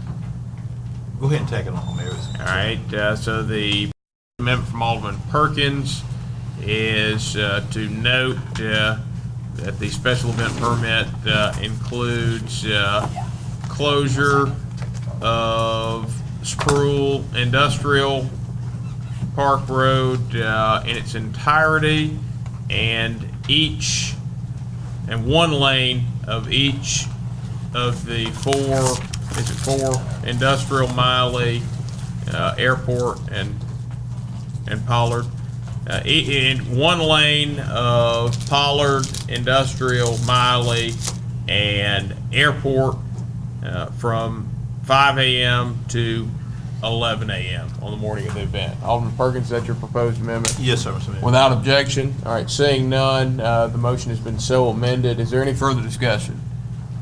Any further discussion? Any further discussion? Any further discussion? Seeing none, all those in favor, please signify by saying aye. Aye. All those opposed, please signify by saying nay. Measure clearly passes. The next matter before you is a request for approval of a landscape waiver. That would be LW 14-07 pertaining to the Frederick. So moved. Motion has been made by Alderman Walker to approve of a landscape waiver, LW 14-07 pertaining to the Frederick as presented. Alderman Walker, is that your motion? Yes. Do I hear a second? Second. Motion's been seconded by Alderman Little. Alderman Walker, do you wish to speak on the merits? No. Any discussion? Alderman Perkins. Mayor, I'm not against this. I just want to, trying to make sure we analyze and look at things very carefully. This looks like a good proposal. My question is this something that the mayor and board think that maybe need to refer to planning and zoning so they can have a examination of this matter? This is a matter dealing with our landscape ordinance that we just got approved just some board meetings ago, and here we have a waiver of it. I personally would feel more comfortable if the matter went to planning and zoning. Not against the matter, I just wanted to make sure that this is something that is closely examined by city government. And Mr. Planner, I see you standing, you having a comments you can add to what I'm saying? I'll just stand up so I can hear you. This has already gone to the tree advisory board, and all of these were approved with one condition, which they agreed to meet, which was to remove a parking space on the side of the building and add more green space. Okay, so let me ask you this. This is your profession. Do you think that this is something that needs to be looked at by planning and zoning in light of the fact that the board has just recently approved the landscape ordinance to eliminate some of the waivers that come before the board? Well, when we looked at the landscape ordinance, we were really looking at it, we're looking at the existing document and what it's doing. The T districts were kind of a whole different thing, which this does fall into a T6 or T6 zone. And technically, they do not have to have parking. And their hardship is created by the fact that they have on-site parking and not relying on street parking for the residential units. Because if they wanted to, they could build right up to the property lines. But if they chose to have the interior parking for the residents that are going to be on the site, that's kind of where this hardship was created. So you're fully comfortable with this matter, Mr. Planner, without it going any further? Yes. Okay, I have no further comments, Mayor. That's fine.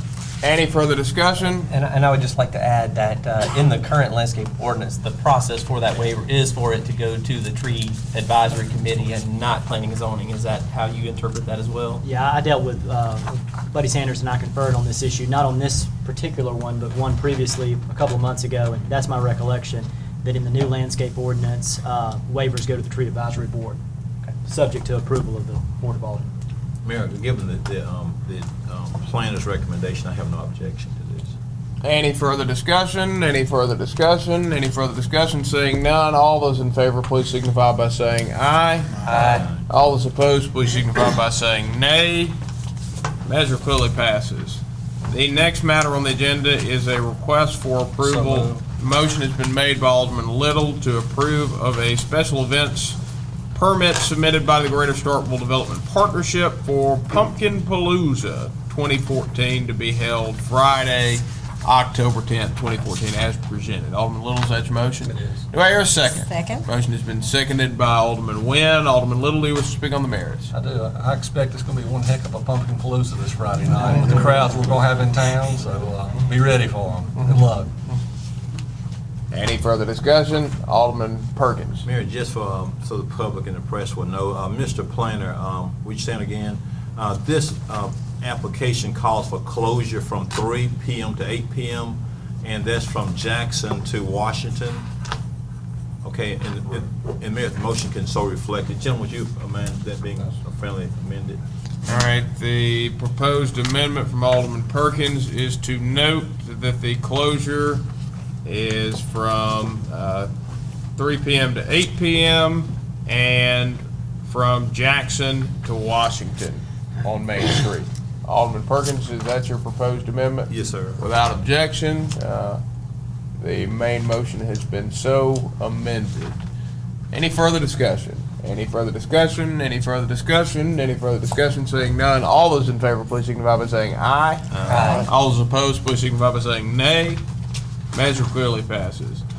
The next matter before you is a request for approval to execute Energy Efficiency Demonstration Project 2.0 agreement between the City of Starkville and the Tennessee Valley Authority. Mr. Kemp, would you like to introduce it?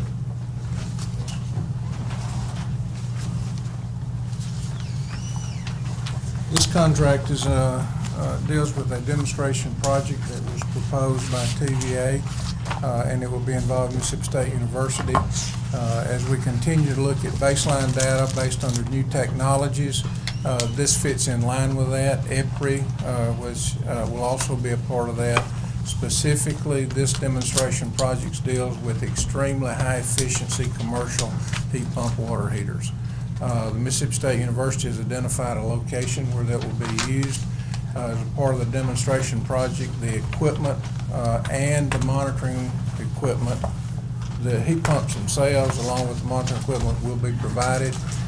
Mississippi State will operate them for at least, it's a one-year arrangement, and then through that data will be used to evaluate and document efficiency and actual application. So that's what this project does. From the City of Starkville's perspective, our involvement would be to support the project, to help as needed, but there will be no dollars associated with it from our end. Motion has been made by Alderman Maynard to approve of the execution of an energy efficient demonstration project 2.0 agreement between the City of Starkville, Mississippi and the Tennessee Valley Authority as presented. Alderman Maynard, is that your motion? Yes, sir. Do I hear a second? Second. Motion has been seconded by Alderman Nguyen. Alderman Maynard, you wish to speak on the merits? Any discussion? Any discussion? Any discussion? Seeing none, all those in favor, please signify by saying aye. Aye. All those opposed, please signify by saying nay. Measure clearly passes. The next matter on the agenda is the request for approval to purchase the electric facilities currently owned by 4-County EPA along Stark Road and Highway 12 at depreciated book value of $91,344.36. Mr. Kemp, would you like to introduce? This particular electric circuit involves poles. It is the infrastructure that's currently in place by the city, that is currently in place and owned by 4-County. We're looking, this is a purchase from a single source, and it would be for all of those facilities, as we said earlier, depreciated value. And as you said earlier, I mean, it's the line from Stark Road. If you think about it along Stark Road, and then on Highway 12, north of that from Walmart toward Lowe's. And so that's that section of line that's been in operation. It was an opportunity for Fort County to transfer that to the city of Starkville, and then we would do that at their depreciated book value. Discussion. Yeah, Mr. Mayor. Alderman Vaughn. You think that's a good price, Mr. Kim? Yes, sir. It is. We've looked at it very closely. We've identified exactly all the poles and materials, and it's at depreciated book value, the same way that we would keep our books, and then what if we were to ever transfer a recommendation, that we would handle it the same way. So I think it's a good price. Yes, sir. Further, Alderman Perkins. Yes, sir. Mr. Kemp, given the history of acquiring these Fort County utilities, has been very difficult in the past, and there's been litigation on these things. And I know they have been reluctant wanting to sell this. What precipitated this? And tell me how this is beneficial to the city. I want to know the funding source, what brought this about, what is our goal and objective in the future to get additional area from Fort County, what going to be their willingness, if you're aware, to sell other areas to the city. Just give me some, answer those questions, give me complete information and background on that. Yes, sir. First of all of these facilities are currently inside the city of Starkville's electric service area. So this runs through that line. There are 3 customers that are currently, and these go way back, that are being served by Fort County. Those would be transferred to the city of Starkville. One of them deals with a construction company, one dealt with, 2 of them deals with MetroCast cabling, so fairly small loads. So to answer your maybe address your question, is that this does not really reach outside of our area as far as acquiring new service area per se. It's kind of embedded inside of our system. It runs parallel to some of our equipment down Stark Road. We would anticipate being long-term being able to use those facilities as we continue to upgrade them to strengthen our overall transmission system. It really started back since I've been here, and I think it's a cooperative effort between really the city of Starkville and Fort County working closely together. I think they saw an opportunity before they put a lot more investment in these facilities. There was real no need for that, and it was an opportunity for them to sell to us or transfer to us at a fair price, and then that was kind of where our discussions have been, working with them. Their board has already talked about this, and based under, if y'all are agreeable to this, they're willing to sell at this price, and so that's there. What's your available funding source, and what effect will this have on rates, if any? It won't have any effect on rates. We looked at this as part of our capital projects, and it is funded as part of our budget. So we have that in our, what we'd say, our capital project for our system itself. So this is currently included in this fiscal year's budget? Yes, sir. Money is set aside for that. And frankly, early negotiations, we thought the dollar would be larger until we actually started getting into and doing itemized evaluation of each structure and all the facilities and looked at all the books. And so that number actually came down. So once we approve this, then all this will become ours, and then the customers will soon begin coming through our billing system, and we'll do the collections of our services for the payments. Yes, sir. Okay. Yeah. And one more thing, just to that point, I will say that one of the things, I think a lot of people have asked, to give you an idea, there's a couple of really structures near Walmart that we've talked about that I think some of you have actually mentioned. The leaning post? Yes, sir. Mm-hmm. We plan to remove those fairly quickly. Right. So this will allow us to do that? Yes, sir. Okay, so, well, that's great. Thank you, gentleman from 7. So we'll go ahead and get all those deficient things that are outstanding, because that, even the intersection's full of lit over tonight. So y'all will make all those improvements. We'll do that, and as we continue to grow, we're at a good point now that we can invest in the facilities ourselves based on our needs versus allowing someone else to do it and then have to buy it at a higher price. And so- Right. And one last thing, Mr. Kemp, and appreciate you bringing this to us, and hopefully with this door being open, that Fork County will become a very cooperative partner with us so we can move, because when we had the 1998 annexation, even though a lot of that area was within the city, but we were within the Fork County service area, and we still have, as of this date, have not been able to acquire that from Fork County through our diligent efforts. And they've had a contract with that, and they have been unwilling to move off from where they are to cooperate with the city. So hopefully we can use this also as some leverage too, and to move forward to maybe look at some other potential sites that the city may desire sometime in the future. And we will continue, Vice Mayor. And I will say too that I think we are continuing to work closely with Fork County. We've got a lot of interconnection points. And from a system standpoint, it's critical for us to be able to do that, work closely to supply and support each other. So we're doing that. Thank you, Ms. Kemp. Do we have a motion? All right, we still have no motion pending. Motion has been made by Alderman Vaughn to approve of the purchase of electric facilities currently owned by Fork County Electric Power Association along Stark Road and Highway 12 at depreciated book value of $91,344.36 as presented. Alderman Vaughn, is that your motion? Yes, sir. Do I hear a second? Second. Motion has been seconded by Alderman Little.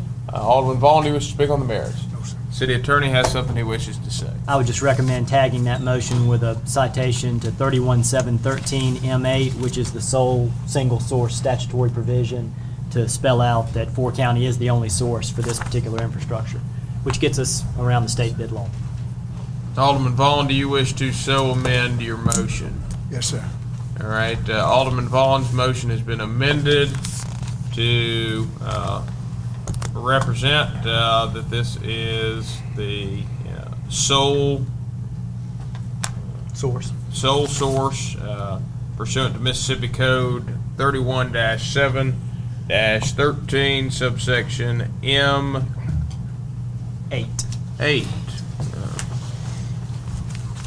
Without objection? Without objection, the motion has been amended. Alderman Vaughn? One more question. How long before we get that leaning pole? Maybe we'll get through this weekend. We'll be, it will be high on our list. Thank you, Mr. Kemp. Any further discussion? Any further discussion? Any further discussion? Seeing none, all those in favor, please signify by saying aye. Aye. All those opposed, please signify by saying nay. Measure clearly passes. Thank you, Mr. Kemp. We have been here a little over an hour and a half, and we were about halfway through the agenda, so without objection, I'm going to move us into a brief recess. Any objection? Seeing none, we'll take a brief recess. Meeting will now come back to order. The next item before you is a request for approval to advertise for bids for the Lynn Lane multi-use project. So moved. Motion has been made by Alderman Maynard to approve of the advertisement of bids for the Lynn Lane multi-use path project as presented. Alderman Maynard, is that your motion? Yes, sir. Do I hear a second? Second. Motion's been seconded by Alderman Nguyen. Alderman Maynard, you wish to speak on the merits? Glad it's finally here. Any discussion? Any discussion? Any discussion? Saying none, all those in favor, please signify by saying aye. Aye. All those opposed, please signify by saying nay. Measure clearly passes.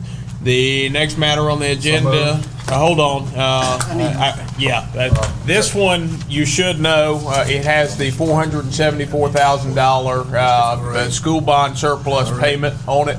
So Alderman Maynard has previously recused himself. Yeah, maybe we can, I want to know why he's recusing himself. Can you tell me, Maynard? It pertains to the schools, and I Okay. recuse every time. Well, for schools. I'll let you go. Thank you, sir. All right, now, we'll give Alderman Maynard a moment to get completely out of the room. Discussion. So moved. Motion has been made by Alderman Walker to approve of the City of Starkville claims docket for all departments, including the Starkville Electric Department as of September 30th, 2014. for fiscal year ending September 30th, 2014, as presented. Alderman Walker, is that your motion? Yes. Do I hear a second? Second. Motion's been seconded by Alderman Little. Alderman Walker, do you wish to speak on the merits? No. Any discussion? Any discussion? Any discussion? Seeing none. All those in favor, please signify by raising your hand. All those opposed, please signify by raising your hand. By a vote of 4 in favor with 1 against, this measure passes. The next matter on the agenda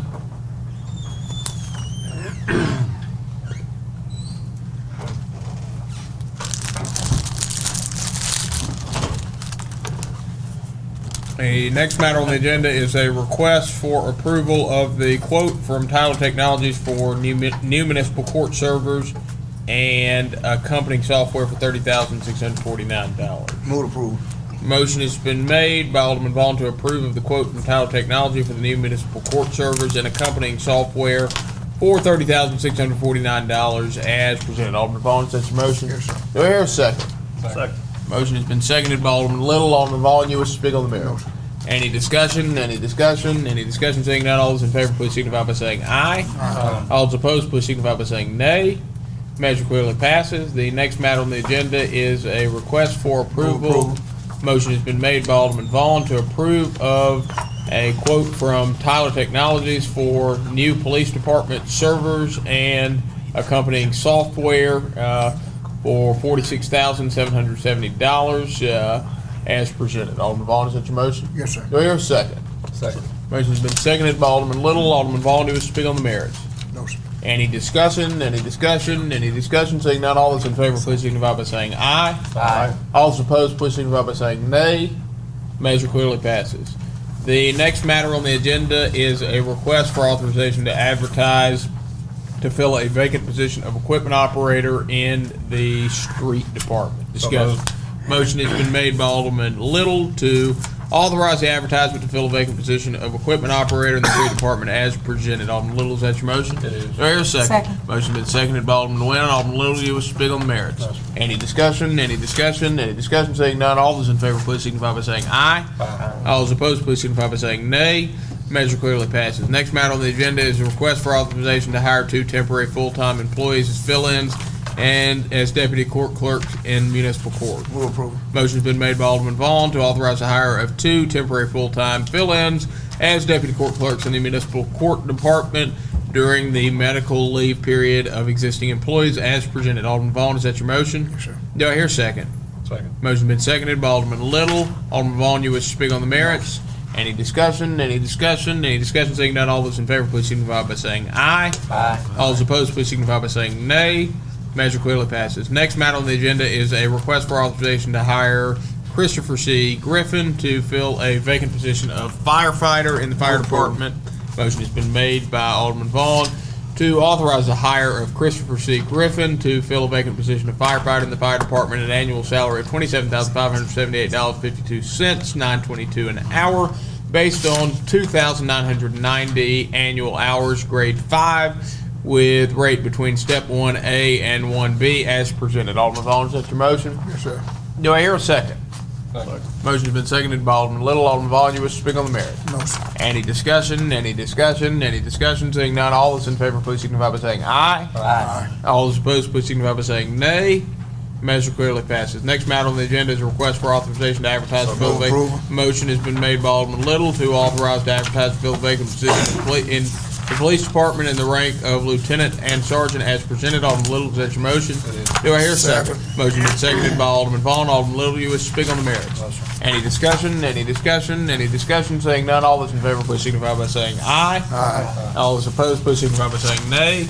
Measure clearly passes. Next matter on the agenda is a request for authorization to advertise. approval. Motion been made by Alderman Vaughn to authorize to advertise to fill the vacant position to the police department and rank and file in the rank of lieutenant and sergeant as presented. Alderman Vaughn, is that your motion? Yes, sir. Do I hear a second? Second. Motion been seconded by Alderman Little. Alderman Vaughn, do you wish to speak on the merits? No, sir. Any discussion? Any discussion? Any discussion? Seeing none, all those in favor, please signify by saying aye. Aye. All those opposed, please signify by saying nay.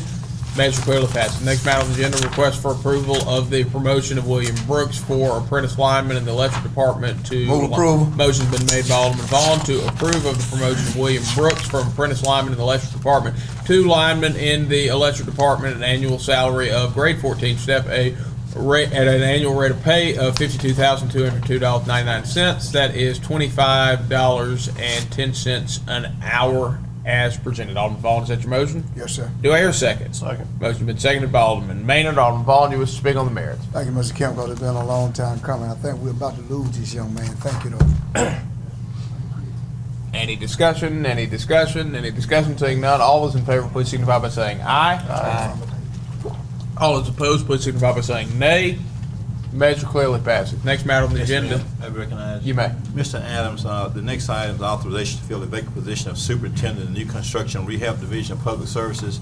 Yes. Two questions. How long has this position been vacant? Approximately 5 years, Vice Mayor. As chief administrative officer and realizing your role of supervisory authority over this department and having examined this particular matter, do you have a recommendation as to whether or not we should fill this position? Other than the department head's recommendation, I do not, Vice Mayor. I'm sorry, do you recommend that we fill this position? Oh, no. Sir? No, sir. Okay, Mr. Mayor, I move that we table this matter.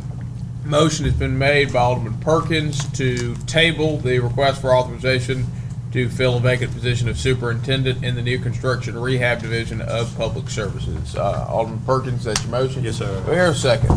Second. Motion's been seconded by Alderman Maynard. It is not a debatable motion. All those in favor, please signify by raising your hand. All right, it is unanimous.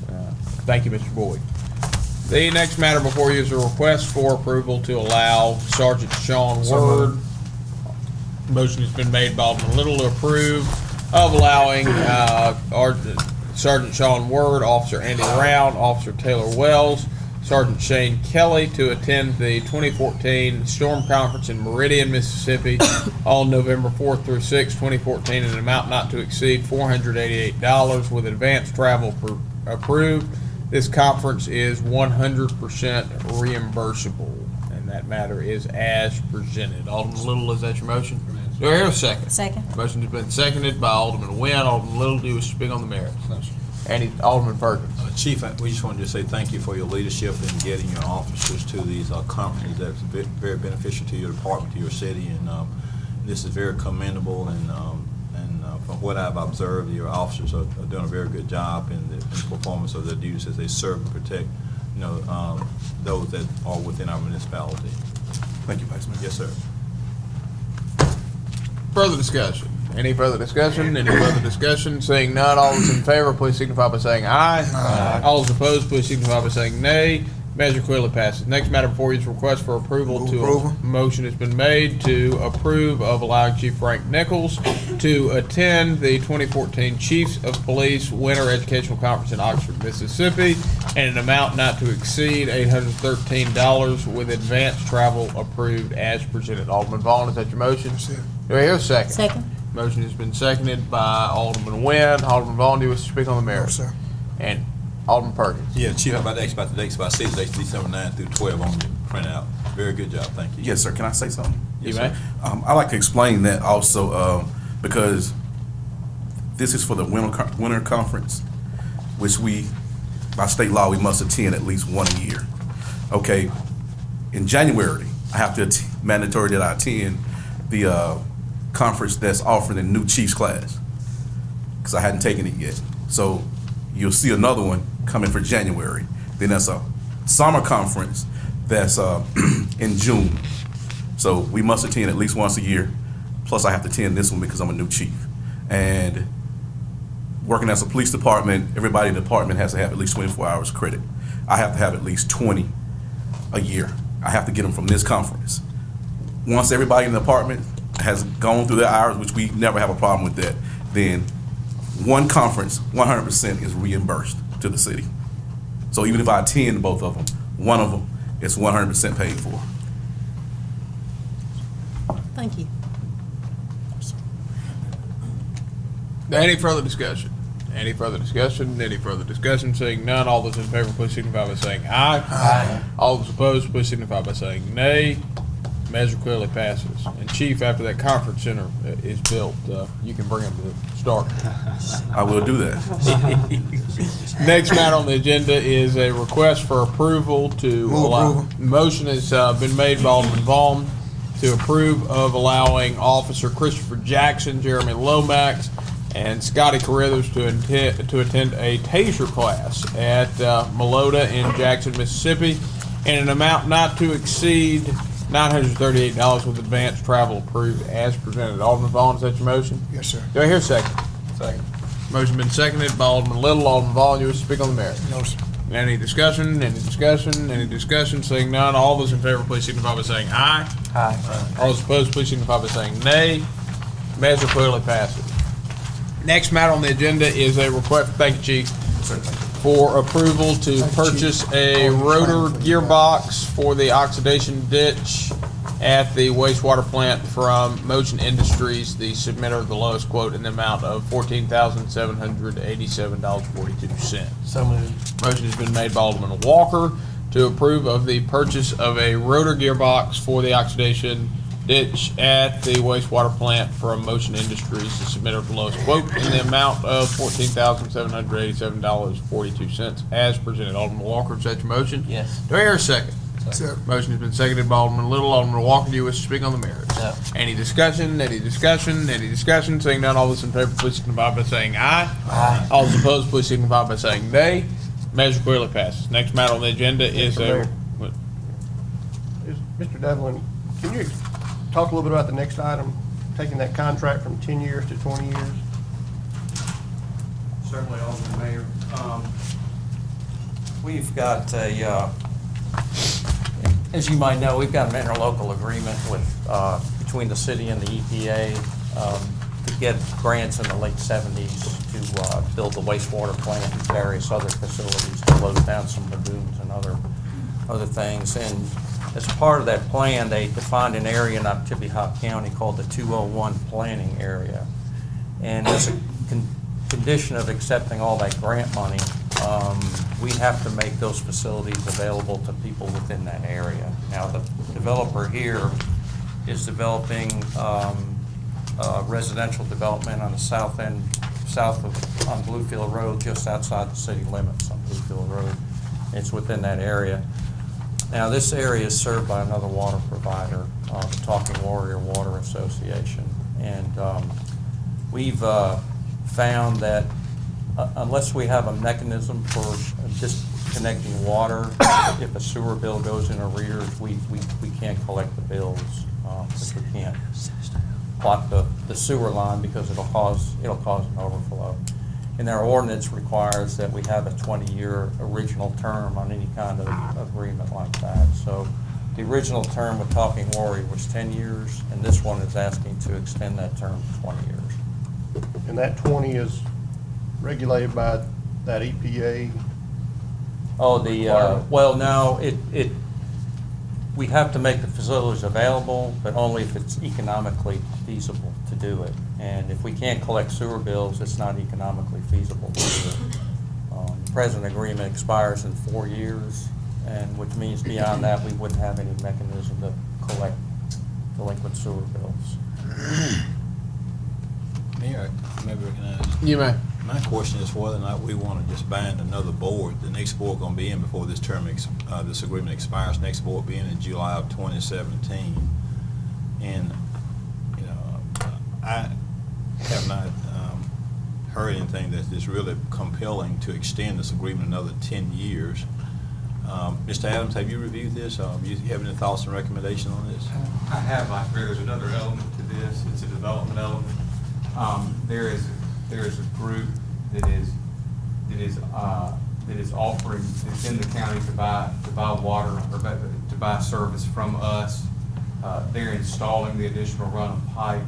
Mr. Devlin feels that before we could execute that agreement with this outside developer that would be paying us for service, that we needed to extend this agreement beyond the 4 years that were remaining. And that is the other reason that this is before you. But if the board were if the board certainly were comfortable proceeding with that agreement without this extension,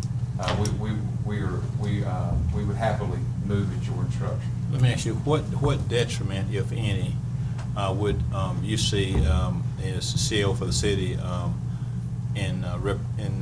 with this particular matter if the board chose to keep the current term, which is the 2008 agreement, 10-year term, and the next board going to be in plenty of time to look at this? You know, what detriment, if any, would you see as to the pros and cons of this? You know, if we don't do this, what detriment, if any?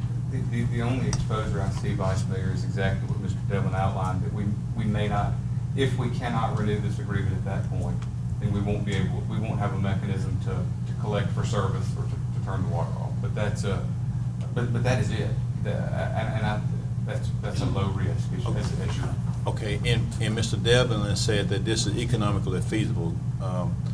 State all of the conditions as to why it's economically feasible. And I would have to yield to Mr. Devlin on that. Because Are you aware of it? You studied this matter, so are you aware of any conditions that make it economically feasible? No, sir. So you're not aware of any? No, sir. Okay, Mr. Devlin, what conditions make this economically feasible other than what we heard? When you say economically feasible, Vice Mayor, do you mind?